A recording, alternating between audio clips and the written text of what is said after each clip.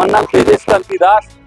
আমি এবিপিটিএ মানে নিখিলবঙ্গ প্রাথমিক শিক্ষক সমিতির উত্তর দিনাজপুর জেলা সহ সম্পাদক পদে।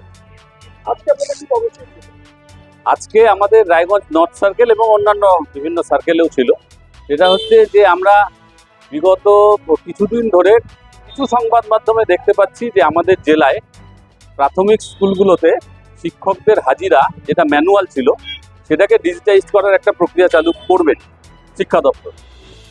তো এই যে ব্যাপারটাকে আমরা স্বাগত জানাচ্ছি যে ডিজিটাইজ হতেই হবে, কিন্তু তার জন্য যে প্রয়োজনীয় ডিভাইস শুনতে পাচ্ছি, জেলা বিদ্যালয় পরিদর্শকও সেখানে বাইট দিয়েছেন, সেখানে যা শুনতে পাচ্ছি সেটা হচ্ছে যে প্রাইমারি টিচারদের নিজেদের মোবাইলে একটা থার্ড পার্টি অ্যাপ ইনস্টল করতে হবে, সেটাকে রেজিস্ট্রেশনের মাধ্যমে, অর্থাৎ কিনা যে শিক্ষকদের নিজেদের মোবাইলকেই এক্ষেত্রে এই অ্যাটেন্ডেন্সের প্রয়োজনীয় ডিভাইস হিসাবে ব্যবহার করা হবে। এইটার বিরোধিতা আমরা করছি যে কখনোই প্রাথমিক শিক্ষকদের নিজেদের মোবাইলকে এই ডিভাইস হিসাবে ব্যবহার করা যাবে না।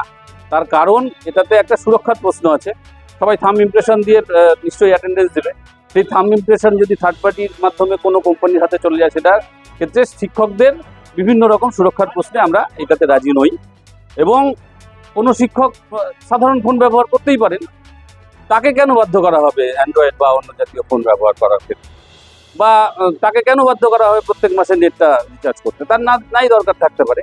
সেই ক্ষেত্রে আমরা বলছি যে অবশ্যই করুন ডিজিটাইজ, কিন্তু তার জন্য প্রয়োজনীয় যা যা ডিভাইস দরকার, তার জন্য যা যা ইন্টারনেট কানেকশন দরকার, সেগুলো সবই আপনাকে সরকারের তরফ থেকে সরবরাহ করতে হবে। এছাড়া অন্যান্য দাবি ছিল, যেমন পরিকাঠামো উন্নয়ন করতে হবে।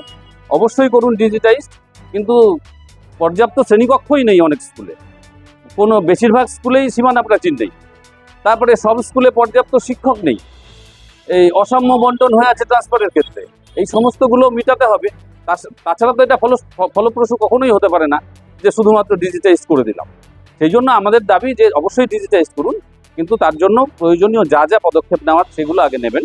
এই উদ্দেশ্যেই আমাদের বিভিন্ন সার্কেলের সাথে রায়গঞ্জ নর্থ সার্কেলেও একটা ডেপুটেশন ছিল আজকে এসআইয়ের কাছে।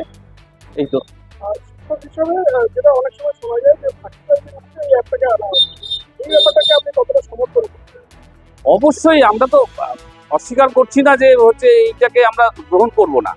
আমরা এই ধরনের ডিজিটাইজ করুন, সার্ভিলেন্স আরও বাড়ান, অবশ্যই প্রয়োজন, অবশ্যই ভালো হবে সেটা শিক্ষার পক্ষে, কিন্তু তার জন্য প্রয়োজনীয় ডিভাইস আপনাকে সরকারের তরফ থেকে সরবরাহ করতে হবে। শিক্ষকদের নিজেদের মোবাইলকে এই কাজে ব্যবহার করানো যাবে না। এই মোবাইল থেকে বাড়িতে বসে অ্যাটেন্ডেন্স দিতে পারে, নিজের মোবাইলেই দিতে। হ্যাঁ, সেতে ফাঁকিবাজির আরো অনেক রাস্তা খুলে যেতে পারে। সেই জন্য যদি স্কুলেই যদি একটা ডিভাইস বসানো থাকে, সেই ক্ষেত্রে অনেকটা মানে ফাঁকিবাজি যদি হয়ে থাকে, ফাঁকিবাজি রোখার একটা ভালো পদ্ধতি হতে পারে।